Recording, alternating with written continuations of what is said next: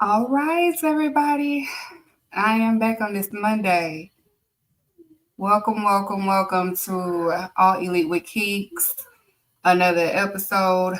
This episode, Dynamite, I'm gonna talk about what I need to talk about, but we chilling most of the day because Mother's Day I was on my level. I didn't prepare as much, so I'm like, you know what, we chilling. It may be meant for me to chill on this Monday. I wasn't there the week before. So we're here today. We're gonna get into some things. Now it's gonna be funny because everybody had their input on the rap beef, and I'm gonna put in mine towards the end. Um, whether you sick of people talking about it or not, but it's probably a monumental thing that happened in rap, especially if you're a fan of rap and hip hop. Now I'm not doing a comparison rap and wrestling. I'm not doing that. That's subjective. You had people who compared it to Sean and Brett. I haven't heard nobody compare it to Hogan and Macho Man. In my eyes, it's more comparable to Macho Man and Hogan, but that's a different story for another time. But we're gonna get into a little bit of Dynamite and Collision. I'm not gonna go into detail because again, I wasn't really prepared because I was turned yesterday. Um, but both of the cards was really good, and just I guess going to point out some things that happened this week. Rampage was on a Saturday night. It's going to be on a Saturday night after Collision again for this week. One second, y'all. Sorry, I had to tell my girls they was asking something. But Rampage is going to be on Saturday again. I actually kind of like the 3 hour Saturdays, not the weekday, but Saturdays. I actually kind of like it. It's not bad. You know, but welcome everybody. Hey Ayo. Hey Sean.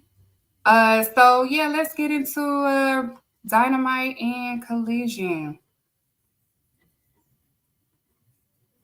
Mm. All right, so Dynamite and Collision, they both had Adam Copeland pretty much main event both nights. Adam Copeland in his 20-minute matches. Um, I did like Adam Copeland and Kyle O'Reilly match, and I did enjoy Brody King. Um, Brody King is one of my favorites on House of Black. I feel like he should be the leader of House of Black at this point. No disrespect to Malachi Black, but he's just kind of not doing it for me. Um, and I prefer Brody King. So we have that. What else? The face off between Swerve and Christian on Dynamite. I did like that too. And it was poetic in a way because y'all know that Christian and Swerve was paired at All In last year in the UK, and now they're going to face each other at Double or Nothing. Um, but I did enjoy. I'm looking forward to this match at Double or Nothing. It's a great pair up. It's a great call pack. They can use the pass with this though.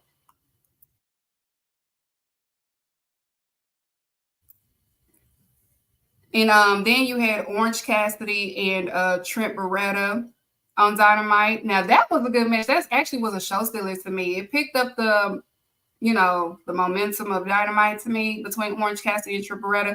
But I knew it was not going to be over. They're going to continue this story. Trent Beretta attacked him after the match, did some damage to Orange Cassidy. And somebody pointed out something noticeable with their reign. Like Chris Statlander always comes out when Orange Cassidy is about to attack Trent Beretta. That is definitely a key thing to take note on. Because she does do that. Because when Orange Cassidy is getting beat, she don't come out. But if he's like retaliating against Trent Beretta, she does come out. So that is a interesting thing to pick up. Kenny Omega showed up at Dynamite. He spoke to the crowd. He was letting us know an update on his health and what's going on and things like that. And then, of course, he was attacked by the new elite, which is Jack Perry, Okada, and the Young Bucks. So you did have that. I did enjoy the match with Jay White and Rocky Romero. I love seeing Rocky Romero, and Rocky Romero is the key to the Forbidden Door. Jay White is still the can't even say it, y'all. Catalyst. The catalyst of wrestling. It definitely showed this week. So they still utilizing Jay White. I like when he comes out with the bat and the 3 belts. That's very, very cool. It looks good for his demeanor. It looks good for his entrance and everything. You can't go wrong with Jay White. Learning Tree. The Learning Tree. Let me take it to.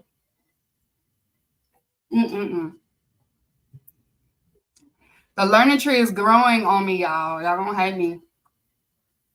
But I think Jericho found a way to reinvent himself again. Sorry. The king of reinvention. The Learning Tree works. This is the promo that Big Bill is doing. He is getting better. But I heard that Sammy's suspension is lifted, so stay away from the Learning Tree because I'm starting to like it. I'm starting to enjoy it. So, with Collision, you had Top Flight. Top Flight and Brian Danielson and the BCC. That was a great tag match too. I did enjoy that. You know, people complain about both of these cards, and both cards delivered. Collision delivered and Dynamite delivered. So did Rampage. That's why I want people to stop complaining and just let things play out.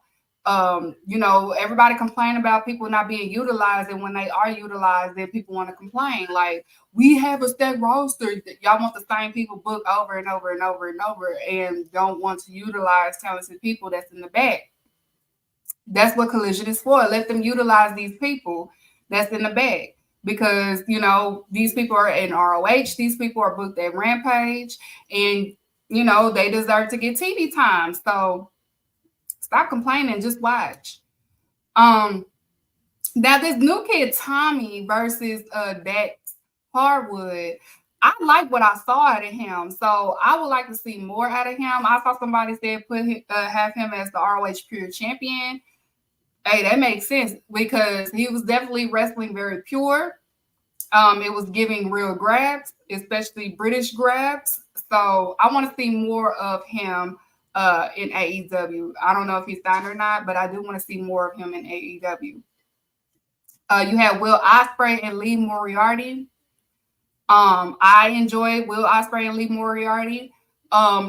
I want to, again, shout out to Shane Taylor's promotion because they are on the weekly top seller on their merch. People are buying their merch. People are taking Shane Taylor seriously, especially as a mid-card heel.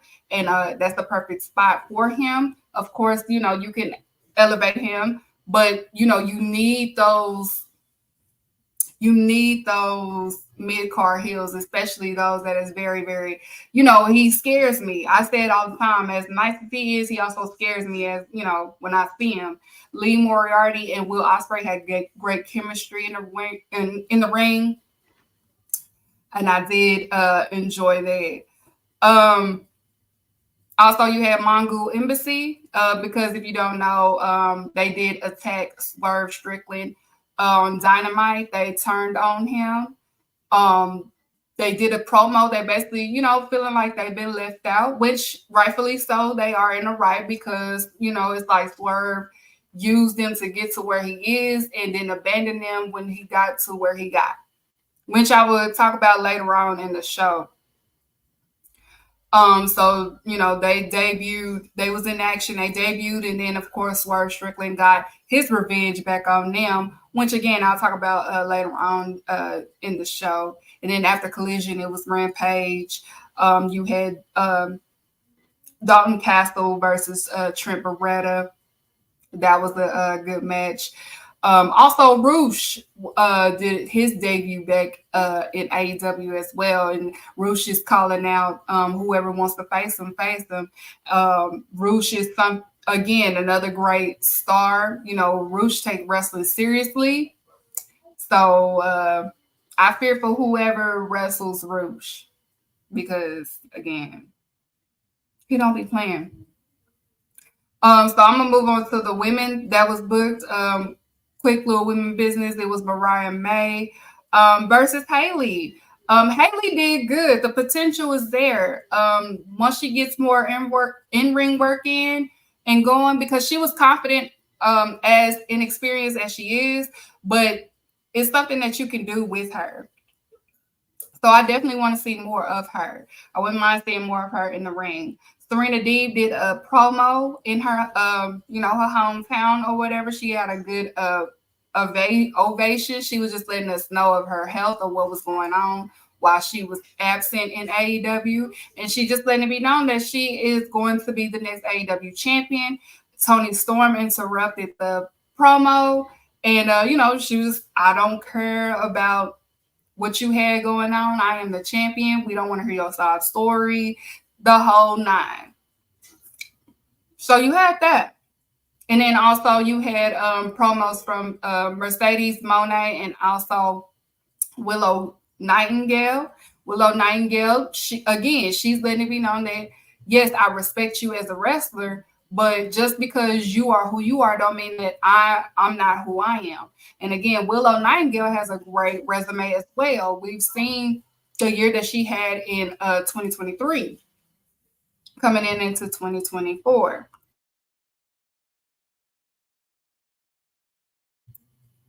Sorry,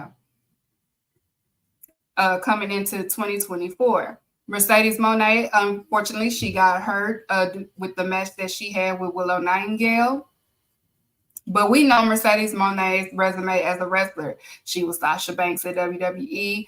And then when she went to Japan, she became Mercedes Moné. One of the, in my opinion, one of the greatest female wrestlers of this decade. So I'm excited this coming week. She has the contract signing. Thank you, Sandy. They have the contract signing this week between Willow and Mercedes. Now, I know people saying that they want this the main event.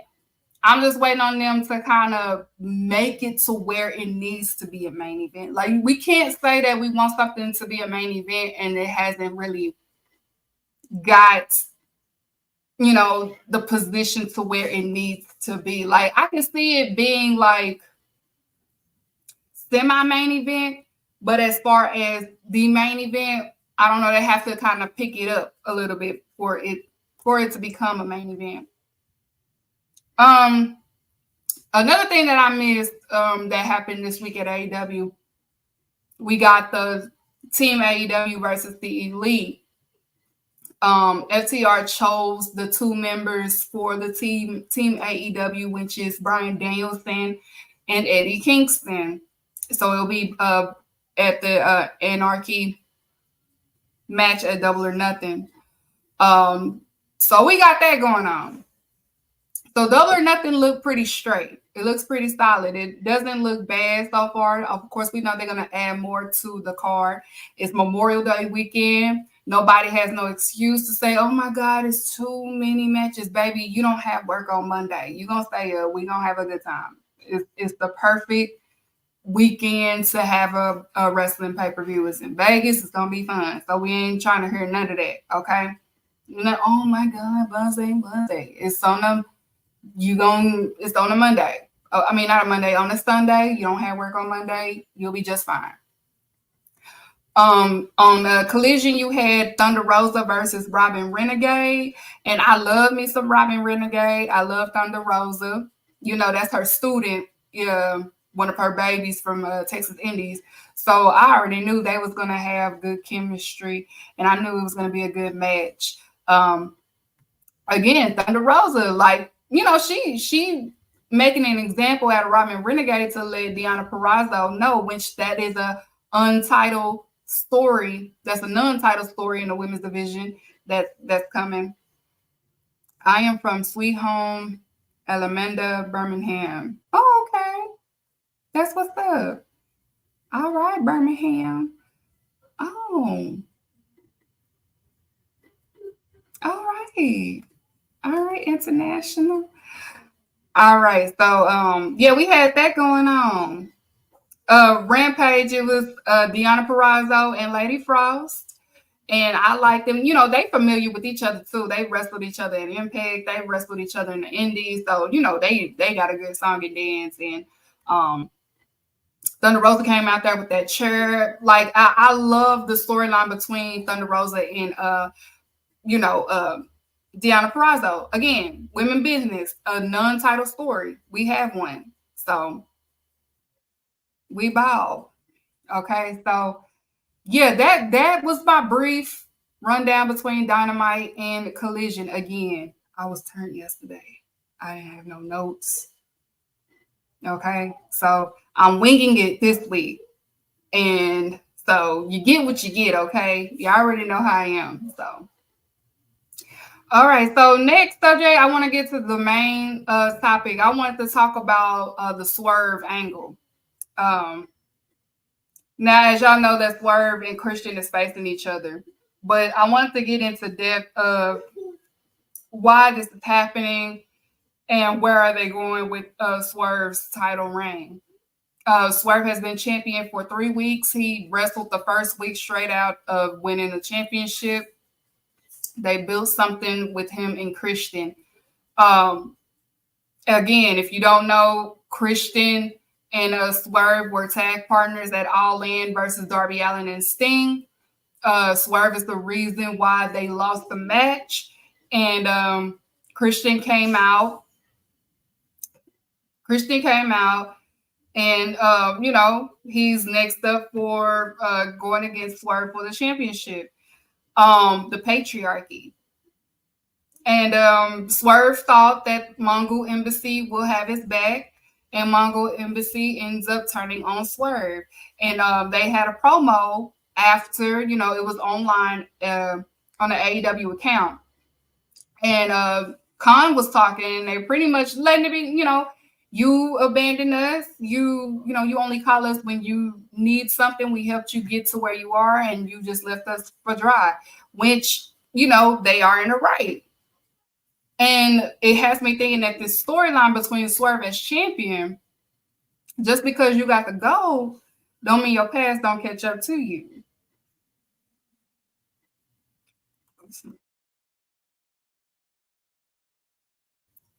So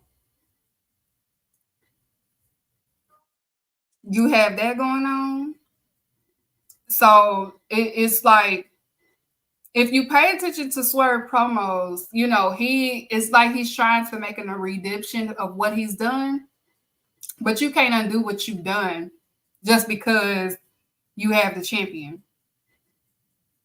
Yeah, and then what he did to Nick Wayne, like Nick Wayne is Christian's son now, so you can't get out of that.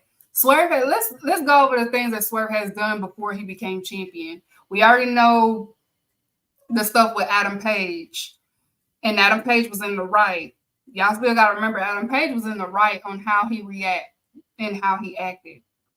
You got Adam Page, what he's done to Keith Lee, what he's done to Nick Wayne, what he's done to Darby Allin, what he's done to Sting. Um, who else? Since Swerve has become Mongol Embassy, we got to backtrack of what he's done.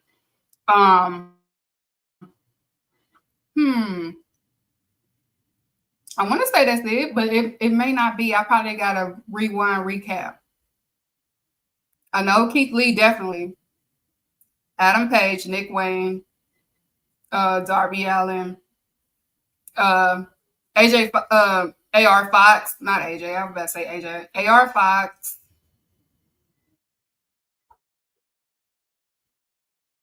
Dante Martin. I want to say Dante Martin too.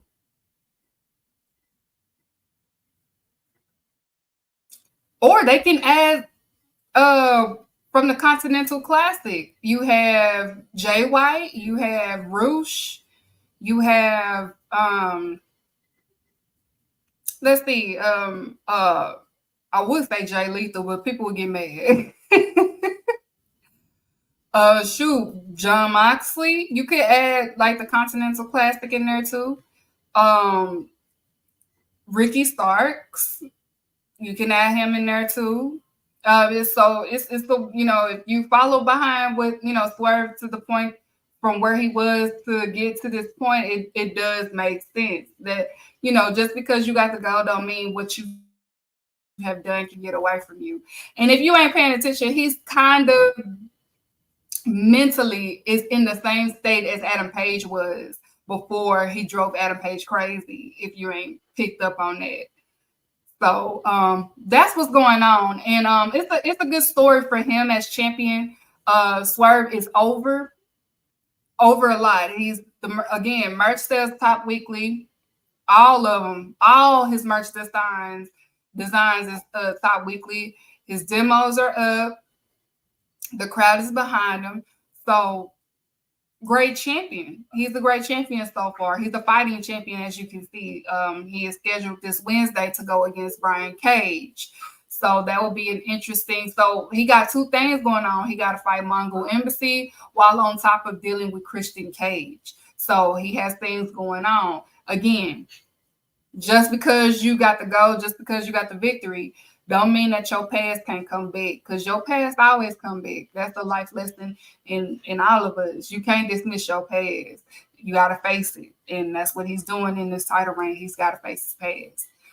Will Ospreay is part of his past. So it wouldn't surprise me if that's another stop in his past. So we got that going on.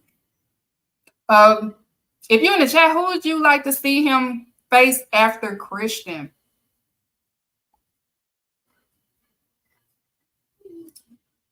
After Christian, I wouldn't mind him having I wouldn't mind seeing Jay White back in that title picture, but I wouldn't mind seeing Roosh as well, though.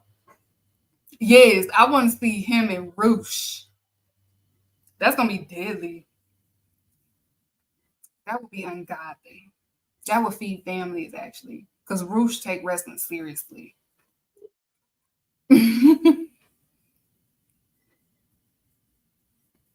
I like that. Roosh. I wouldn't mind Jay White.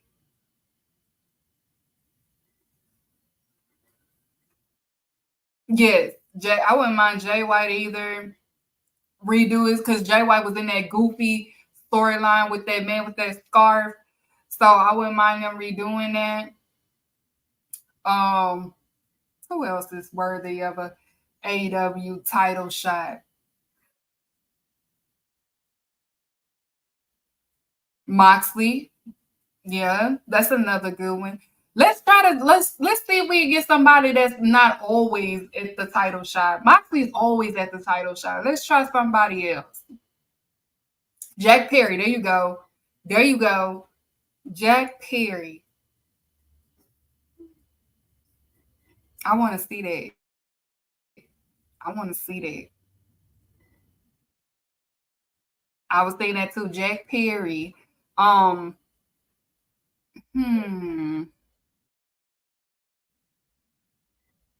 was seeing people saying Adam Copeland, but don't piss me off. Don't piss me off. Lexi. Nick Jackson.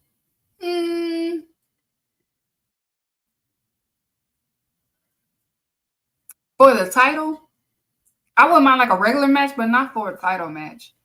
It will be good though. Ooh, I wouldn't mind seeing Swerve and Pac for some reason.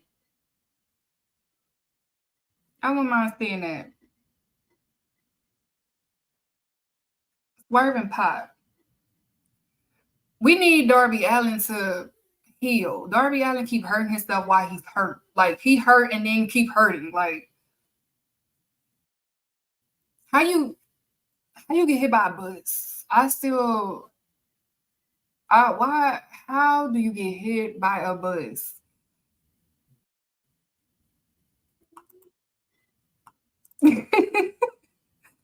Like Darby Allin is safer in the ring than he is at home. Like he just first the nose thing. Now he I got hit by a bus, but I'm okay. And he's still on crutches. Like, that's another good one, Brody King. That's a good one. That's a good one. I wouldn't mind Lance Archer. I love Lance Archer.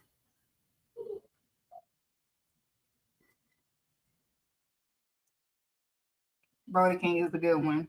I am. I'm enjoying Swerve. Like, you can't really say nothing bad about Swerve Rain. People trying to nitpick something, but I'm just like, you reaching. You reaching. You can't really say nothing bad about it because he's fighting.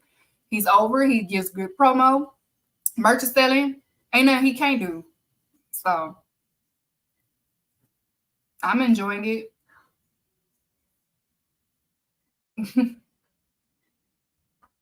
Who else? Who else, y'all? Who else? Before I get on this rap topic, because we got to talk about it.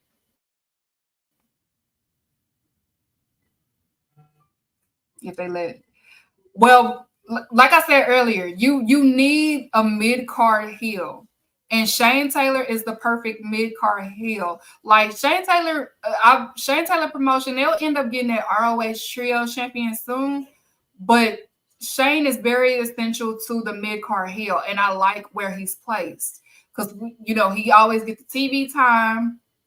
He still have dominance. He doesn't look weak. No matter if he takes the L, he still looks strong. So I like where he's at. You still need your mid card. You still need people to be placed on what they supposed to do. I say it all the time.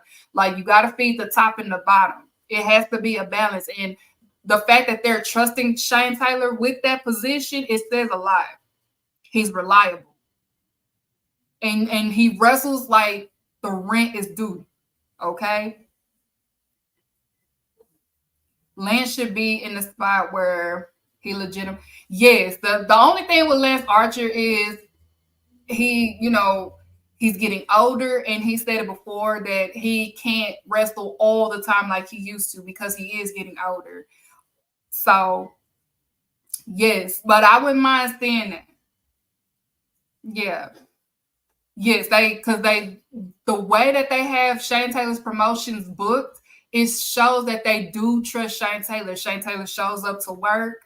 Shane Taylor is there, and Shane Taylor is reliable. And Shane Taylor is also a safe wrestler as well. As dominant as he is also a safe wrestler. So he's going to be booked as the pay-per-view soon too. Okay, but yeah. Big Bill is another one too. I would say Chris Jericho, but I don't want y'all to boo me. Y'all might start booing me. I don't want y'all to boo me if I say Chris Jericho. Ooh. Who else? Who else? Give me some good ones. I wouldn't mind seeing the Swerve versus Jeff Jarrett. Y'all might boo me for that, but I wouldn't mind seeing it.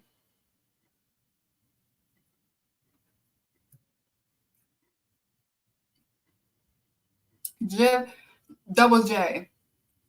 I wouldn't mind seeing him. Who else y'all might boo me for? It's so many. They got so many talent back there. Where is my guy? Where? Hold on. Where is my guy? Oh no, not Double J. Yes, Double J.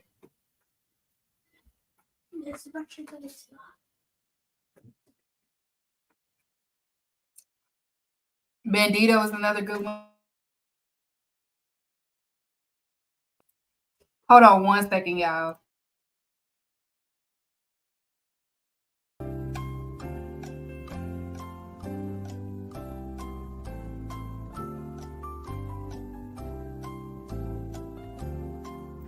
I'm sorry, y'all. It's my kid.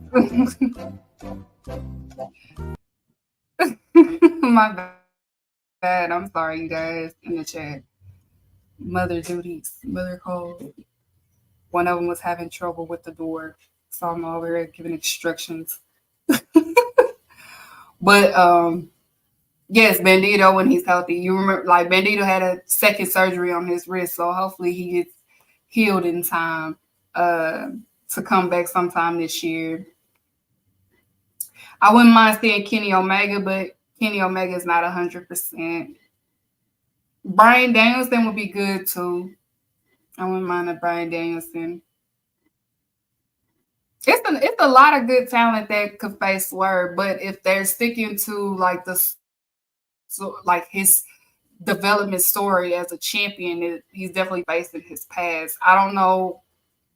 I would say Keith Lee, but then his health again. So it's like a, so on and so forth when it comes to Keith Lee. But everybody else, they have a legitimate thing that they can do. They can use the Continental Classic. They can use, since Darby is out, you can't use Darby. Nick Wayne is Swerve versus Mark Briscoe.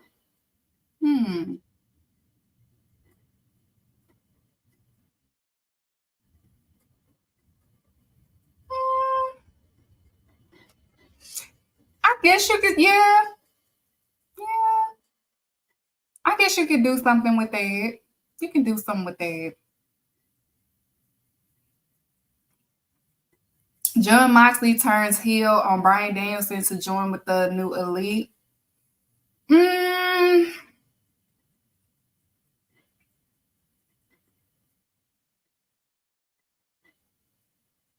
Jeff Hardy.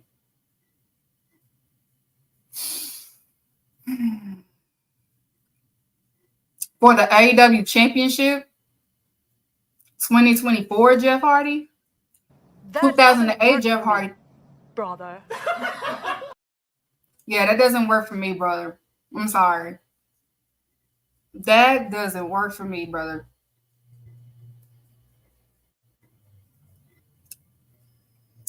Let's see. It's the. Oh, I forgot to mention they showed a video package of Scorpio Sky. They showed a video package of Scorpio Sky. So Scorpio Sky's coming back, y'all. He's so fine. Scorpio Sky. I don't know how y'all feel about Scorpio Sky, but I hope that he's healthy again. He's so, I don't want to call him injury prone, but the wrestling gods don't be on his side for some reason. I don't know. The wrestling god don't. Ooh, that's a good one. That's a good one. I want to see that too. That's a good one.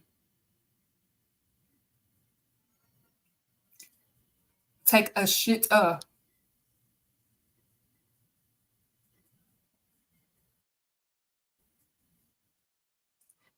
Don't do that. What about Young Bucks wants to do Shield with John Moxley? I don't think so. You can't do that. There's only one Shield. Okay? If y'all don't know, Shield is my favorite wrestling faction ever. They don't ones who got me back watching WWE at one point. It was because of the Shield. I love the Shield. If he's good to go, Swerve versus Kota. See, Ibushi, I don't know if he's good to go. I don't know what's up with Ibushi. I really don't. I don't know what's up with him. But this ain't the Ibushi I know or I've seen.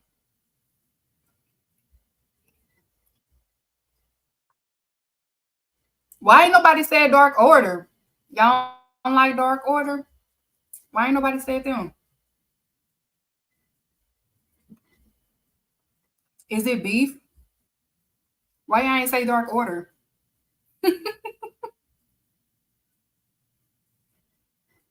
Griff Garrison.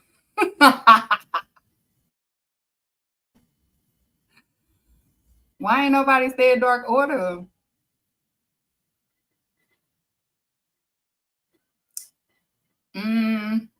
But y'all got some good suggestions. I like it. Okay. So keep Dark Order on ROH. That's mean. That's mean.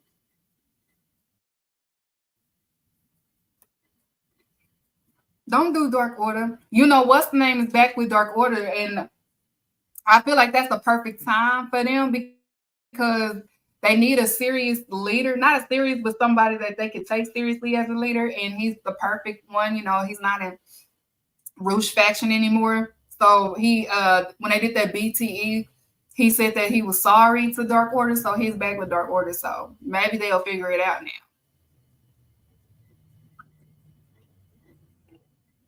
Hmm. John Moxley wants to do Shield with the Bucks attack Kenny Omega. I don't know. It wouldn't make sense because Moxley really don't have beef with Kenny Omega. Like it has to kind of make sense. Yeah, that's what I'm saying. Preston Vance, it was the BT, like the Dark Order's little, you know, they do their BTE segments now. And he was backstage and he was apologizing to the Dark Order. So he's back with them. And it will make sense if they make Preston Vance the leader of Dark Order. He has a look, he's big, he's tall, you know, he can be taken seriously, he can do a promo. So it's hard to replace Brody Lee. He's irreplaceable when it comes to Dark Order, but he'll be a good leader for Dark Order because, again, that was Brody Lee's favorite out of Dark Order anyway. So if they could just figure it out, then it will work. Because when it comes to AEW fans, and I can use the learning tree for an example, if it looks good and it makes sense, they will be behind it. AEW fans, usually you can win them over if it makes sense. If it don't make sense after like the second time, then that's when they be like, okay, this ain't it.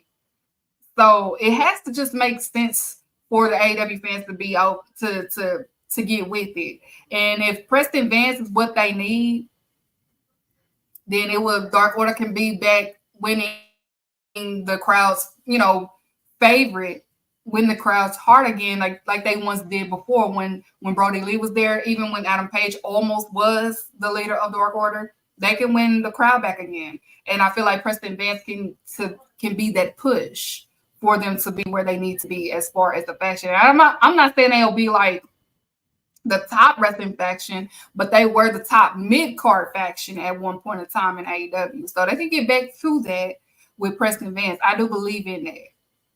If Miro learned to do a job, allegedly, I'll say him. Yeah, you know Miro don't want to lose to black folks. That's the word.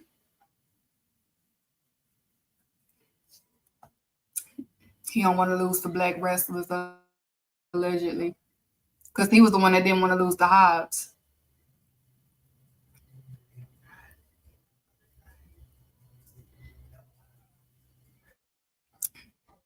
No, if anything, no, I don't see Yumbas joining anybody.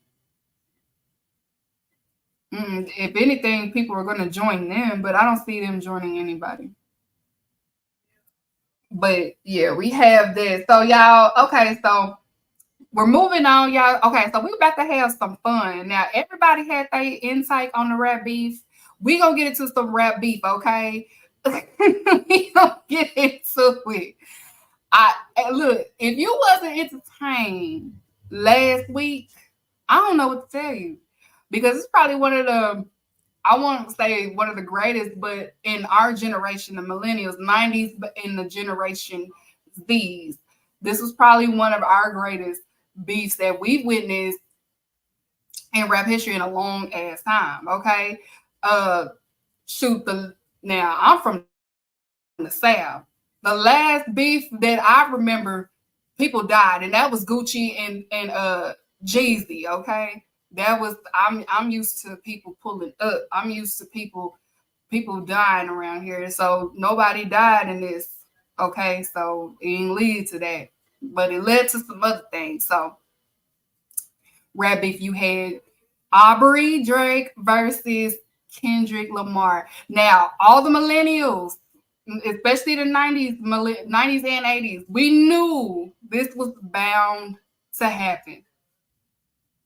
They knew this was bound to happen. Everybody knows this has been a thing since 2012, okay? It's been leading to this very point. It could have been a 3, like a handicap, but You know what I'm saying? Some people want to, I'm sorry, I don't want to. You know, people was, they hit the scram, they hit the, J. Cole said zoinks and ran to the, couldn't have been Big Crit, but that's another time.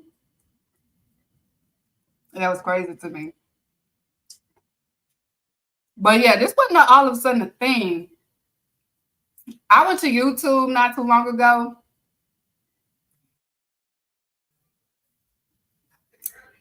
And it was this oh, shut the door, booty. Thank you.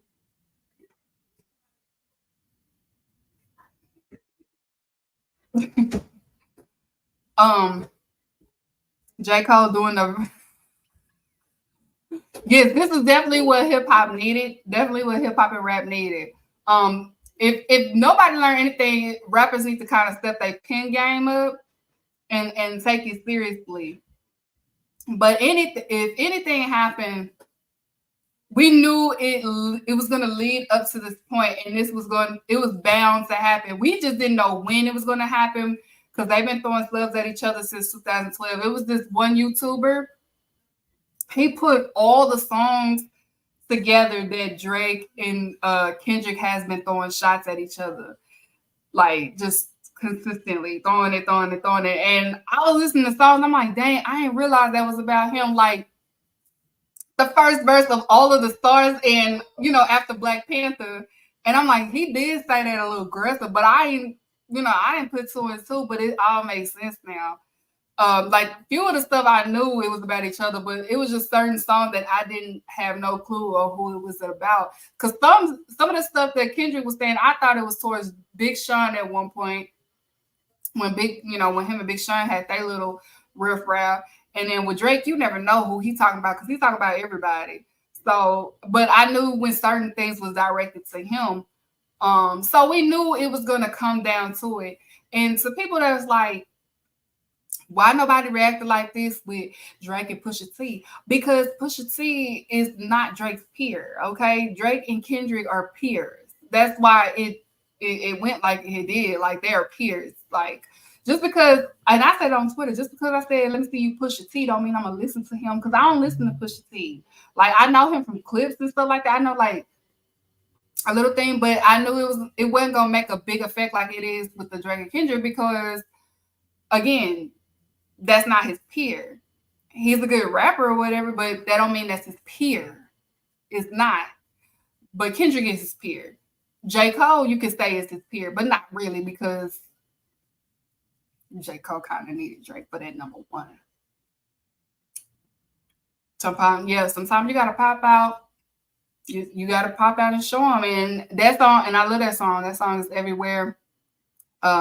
People been dancing to it. I have.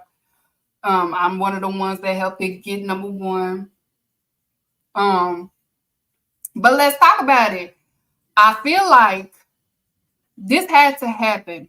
It did. And if anything, I hope Drake definitely has to do some cleaning up. Definitely got to clean up some people that's in his camp because, like you just said, Baka got a weird case. Why is he around? And you know me, I did my research. The man is charged with the same charge 6 times. Why is he still around? Like literally, like he ugly for one. Like if y'all seen that, have y'all seen what Baka look like? He ugly. Ain't it like he look like he bite trees or something? I don't know. He is so ugly. And he do have a weird case. 6 weird cases. The same 6 weird cases. I don't know why is he still around. And if you don't know the law, he only served 6 months because the victim chose for her own safety to not testify against him. And she chose to, I guess, get a name change and she moved out of Toronto. So that's why she only served he only served 6 months of that sentence. So you got to keep in mind sometimes, it's up to the victim sometimes if they choose to move forward or sometimes some victims just choose to move on with their life. And I think it's the case for her because she's not even listed on the documents. Like, she's named anonymous. Like, she doesn't even, she's protecting her image. She's protecting her identity because, she's really, fearful of him. She's not the only victim that's fearful of him, because the other one also is anonymous on the court documents, and also left Toronto, and got a whole change. So he's definitely a weird guy that don't need to be around, that needs to be under the jail. He definitely needs to be under that jail. I got my own story, but I can't say. But yeah, but he needs to be under the jail. Under the jail. When you sign NDAs, y'all, sometimes some are for eternity, some for a long time. Mine don't end until another 2 years. So just keep it like that. But anywho, I wanted to read out the lyrics to Drake's final response because I just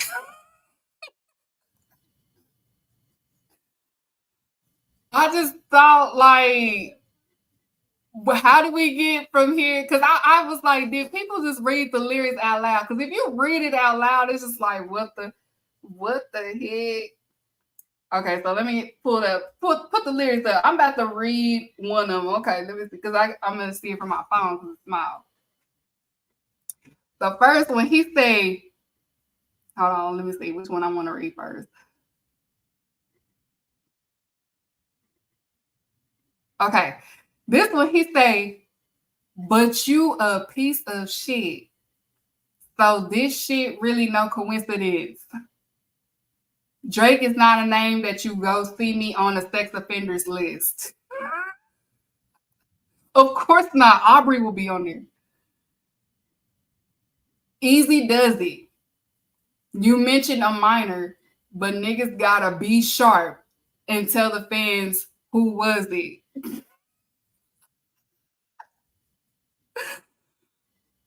You thought you left B flat, B major. I'll slit your throat with a razor. First of all, you thought you left B flat, B major. First of all, I'm musically inclined. You meant C minor.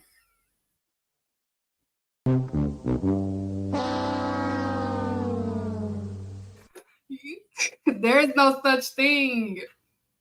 There is no such thing as that. No such thing as a B sharp.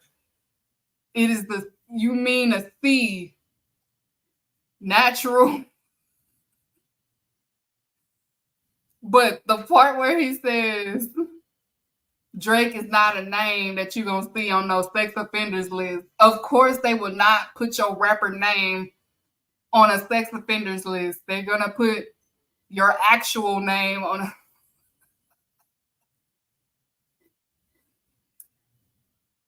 Mm-mm. Let me go to the other one. Touch My Body by Mariah Carey play. You probably start reflecting. I never been with no one underage. But now I understand why this angle that you really messed with. Just for clarity, I feel disgusted. I'm too respected. If I was fucking younger girls, I promise I've been arrested. R. Kelly said the same thing. I'm way too famous for this shit you just suggested. Bill Cosby also said the same thing. See, you never too famous. That's what famous people usually kind of do. Famous people are weird.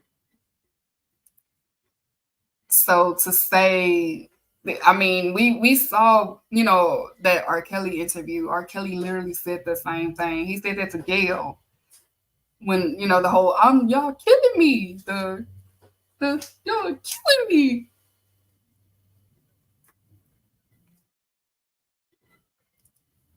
As long as you black, you're never too famous.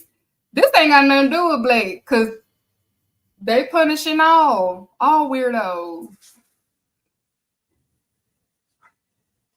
They, they punishing all weirdos. Because when I first heard that, I'm like, reading Drake this song lyrics make him look so bad. That's what I'm saying. If you read it out loud, you'd be like, this makes not a lick of sense. Let me see.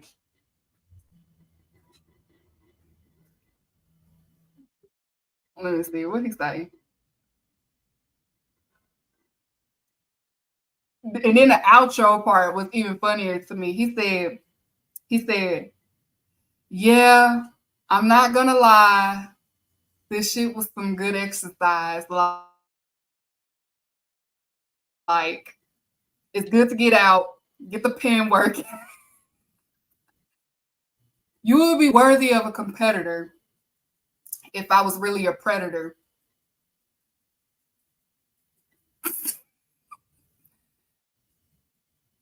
I'm gonna say that again because you would be a worthy competitor if I was really a predator. And you weren't fucking lying to every blogger and editor. But it is what it is.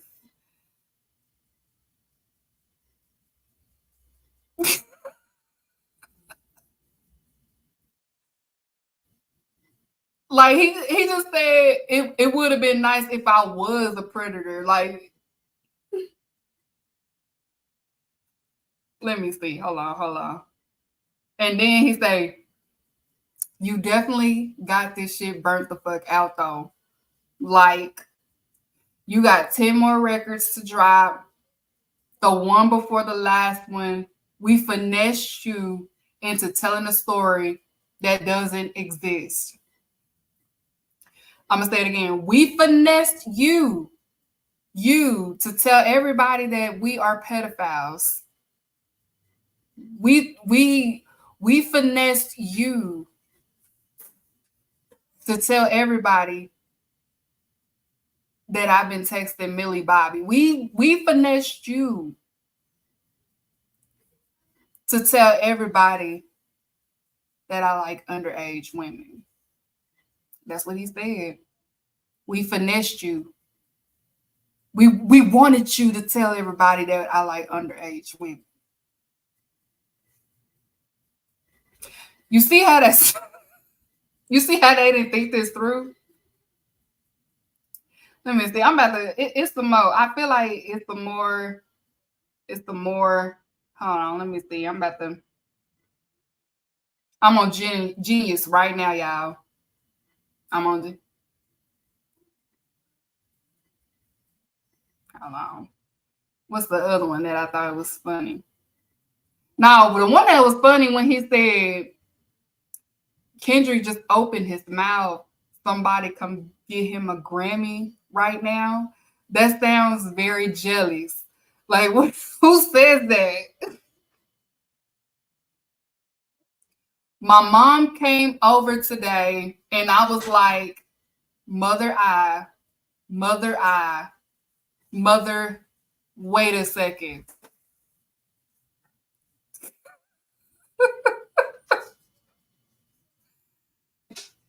And then he said, what did he say? Hold on. The Mother I is funny. The 69 God has.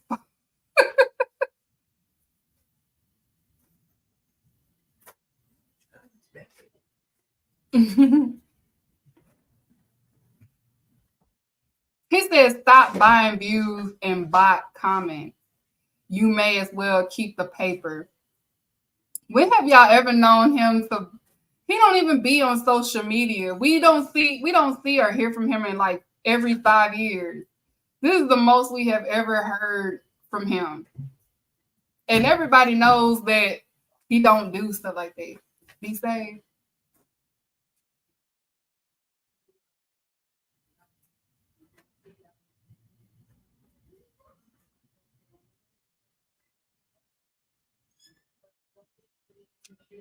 Nigga, I'll see you when I see you, like Fantasia.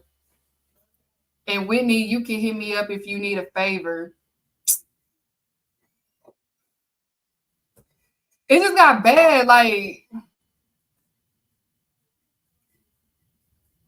and then he said, I'm happy I can motivate you, bring you back to the game like you know. But just let me know when you're ready, when you're getting to the facts. That's how he said it. Nah, listen, I'm about to reenact the whole outro because the outro is funny to me. Hold on. I'm about to. This is how you know he was defeated. Not gonna lie, the shit was some good exercise. Like it was good to get out, get the pen working. You would be a worthy competitor if I was really a predator. You know, he felt like he was crying, like he was defeated. Like,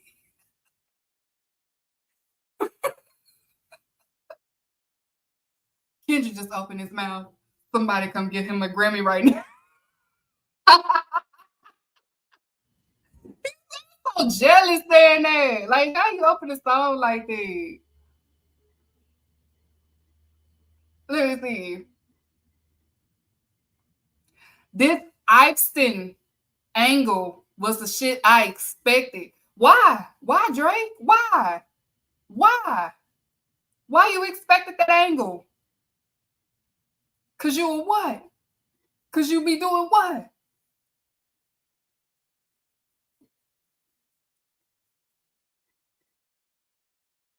And then he got Mother I Am Sober wrong. That was like it was look, this is when it was good. Like the this that he did was good. And then it just started getting bad. It was good, okay. The post surprise winner is definitely spiraling. I got your fucking lines tape. I swear that I'm dialing. First I was arrested, so where's the proof of the trial then? Okay, that was good. Where's the paperwork or the cabinet is filed in? That was good. 1090 Jake would have took all the walls down. The streets would have had me hiding out in a small town. Okay. The Montreal Connect, stand up, not fall down. The ones that you're getting your stories from, they're all clowns. Okay. He said the ones that you're getting your stories from are all clowns. He said that at first.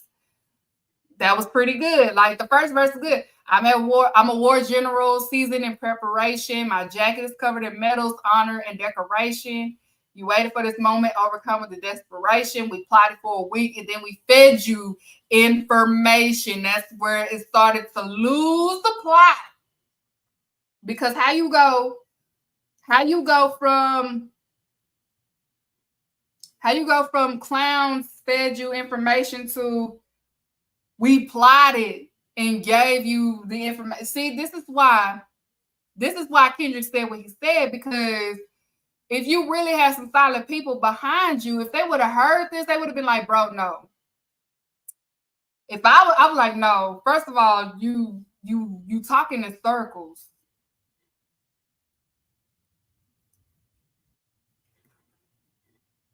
That's where he started to lose me at. Because how you go from the ones that you're getting your stories from, like all clowns, to we plotted for a week and then we fed you the information. A daughter that's 11 years old, I bet he takes it. Not the pedophile, but the daughter. That's all he cares about. Not the underage women, but the daughter. We thought about giving a fake name or a destination, but you so thirsty, you not concerned with investigation. Instead, you in the Venice studio. It's a celebration. You got to learn to fact check things and be less impatient. See, I mean, he was doing good, even though it was a little hypocritical. He was doing good. He was doing good. Even the picture you used, the jokes and the medication, the Maybach glove and the drug he uses for less inflation. I mean, it has Aubrey Biggest Day on there. Master manipulator. You bid on the speculation. You dumb and reactive, nigga. I'm petty with dedication. And then he just started losing it.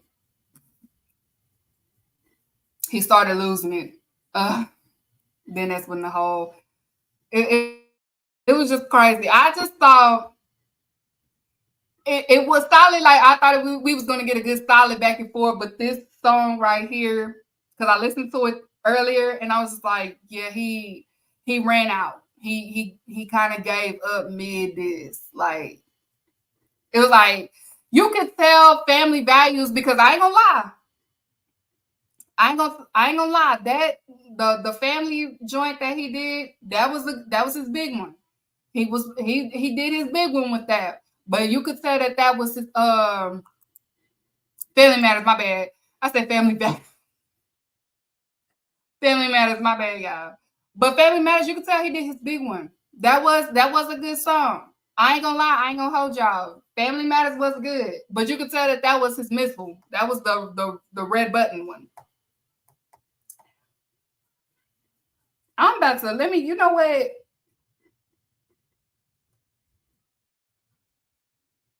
That was his big one, but he countered it with the Meet the Grams and it messed up the whole mood. I wish I could record my reaction to Meet the Grams because I feel like all of us had the same reaction. Like it went from because I was listening like, oh my God, I had my blanket and I was just like, this is so dark. Oh my God.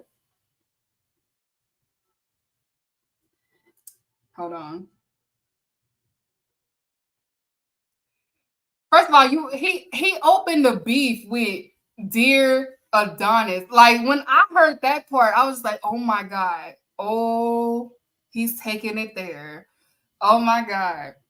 I'm sorry that the man is your father. Let me be honest. It takes a man to be a man. Your dad is not responsive. I look at him and wish your grandpa wore a condom. That's ugly. Like they were celebrating family matters for 30 minutes and he was just like, I'm about to shut this party down with this. But that just shows how good Kendrick Lamar is as an artist. Because as he said, he make music to electrify him. We could feel Meet the Grams. Like we could feel how depressing it was. We could feel how cloudy, how dark. Like the you can picture the scenes, and that's what Kendrick gives. He gives vision. He's a visionary rapper. He's a visionary artist. And it's been a long time since, everybody was engaged in dissecting lyrics. I used to have a high school teacher. He was a hip hop head, and all we did was dissect Jay-Z and Lil Wayne lyrics in high school.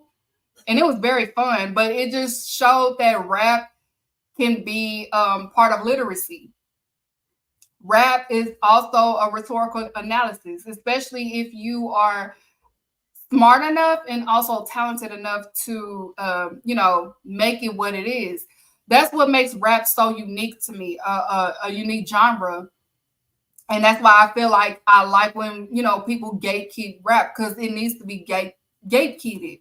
Now, not to say like, because different regions have their different way of expressing themselves, but it all, I say it all the time. I wasn't a Wu-Tang person, but Wu-Tang and UGK have the same similar stories in their rap. We just express it differently. Like Southern rappers is more on the surface. East Coast rappers, they say it in different ways, but we all are saying the same things, just saying it in different terms and different terminology and different signs, and we come from different regions.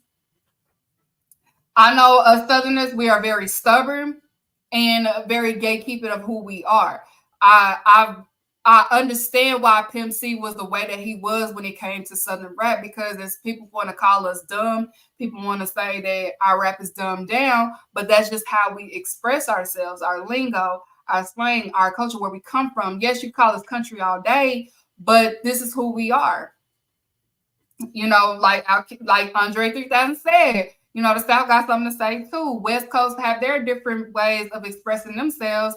East Coast have their way. Midwest have their way. But all regions, we all say the same thing, just in different ways. But I say that to say this because this week, now, I love Chief Keef. I love Salsa. And I love that he's doing better. You know, he's been clean from lean. He looks healthier. He can articulate. And if you're not into Chief Keef, I know Chief Keef is not like quote unquote a lyricist or anything like that. But the Almighty Sosa 2, this was drill on steroids. And he produced his whole album. Oh, I hate fruit flies. Oh my God. But he produced his Almighty Sosa by himself. And when I was listening to it, I'm just like, I don't know what he did, but this is a new drill style to a different level. And that album, he was just letting everybody know that he got a lot of sons out here. And that is true. If you are a 90s millennial, y'all know how influential Chief Keef is, especially 2010 on up. He has a lot of sons out here.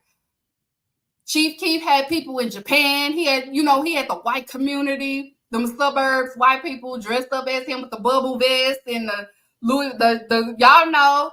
He had people in UK doing drill. He had people in Japan doing drill. Y'all know Chief Keef is, whether you like it or not, he is. And when I listen to this new album, I'm like, oh, he definitely put drill on steroids with this one. So I don't know how you gonna mimic this new sound that he just did, but if you hear it, then you know where it came from again. Because the first time, when he came out with Love Sosa, I don't like was already a hit, but Love Sosa was different. It took it by storm. Like that sound that he did on Love Sosa was something different. But this one, if you listen to, you don't even have to listen to. Now, if you do listen to the lyrics, he's being transparent in this album. Like he said some things. He didn't have a childhood. He didn't. Y'all know he's been in the game since he was 15, but he was in Chicago, 300, old block. Y'all familiar with old block because we had King Von and Dirk and all of them. He lived that lifestyle. He's definitely a victim of SA. I don't want to say because I don't want my YouTube to get flagged, but he's definitely a victim because, his first baby mama, she was at her big age. She was like 27. He was like 15. She got pregnant by a 15-year-old, and he had his first child with a 27-year-old pushing 30. She should be in jail. So he really didn't have no youth. And then on top of him losing his day ones, rest in peace, Fredo. Losing his day ones, been banned from Chicago for almost 12 years. He returns to Chicago for the show next month, but he can't come back after that. He's still banned. But they lifted that ban for him to perform at that festival that's in Chicago that he's headlining. So that's a good thing. I just, hope and pray that nothing happens, nothing goes wrong, and he'll be all right because, seeing Chief Keef turn, be 29, it's a blessing after everything he's been through. Some people are saying that Kendrick next diss track was going to be about Drake. I believe so too because Drake was bragging about that too. Extension was on his neck, okay? And Extension said on that live that if something happened to him, it was Drake. He said it. He said it, and but I'm pretty sure Kendrick does know about Extension because that's because people keep on saying that they was trying to remove R. Kelly and Kendrick was behind that, and it wasn't about R. Kelly. It was more about Extension because they was trying to take out Extension music, and he was fighting for Extension. And the blogger added R. Kelly, and then it made it seem like he was defending R. Kelly when he wasn't. But it was more Extension's music. The only song I really did like from Extension was Moonlight. I really love that song. It's a good song. That's the only song I like by him. I wasn't really listening to him like that, but that song right there, I did like that song a lot. I still do listen to that song. But yeah, so I say that to say, you know, because people was like regional music is back. It never left. It's just that we was dealing with somebody that's so big like Drake. The rap industry finally got the person that they wanted rap to be based off of. They found that person that's a Canadian. So, you know, you got what happened this week. You had Gunna. I love Gunna. Gunna don't do no wrong. Gunna with the Atlanta sound. Chief Keef elevated the drill, Chicago drill. So it's gonna be hard to kind of copy this new sound that he's done with this new album. If you listen to Chief Keef, like Jesus, the energy on that song alone, that production is crazy. And I love 1-2-3. That and 1-2-3. 1-2-3 kind of reminded me of Lil Wayne a little bit.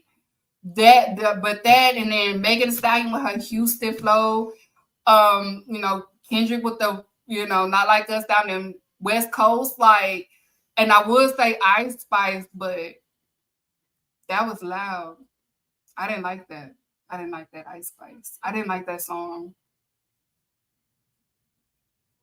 She messed up Give Me the Light. I love this song. She messed it up, New York. She's a pretty girl, though. Very pretty. She looks good in the video, but I don't like that song. First of all, because why is you yelling? Well, listen,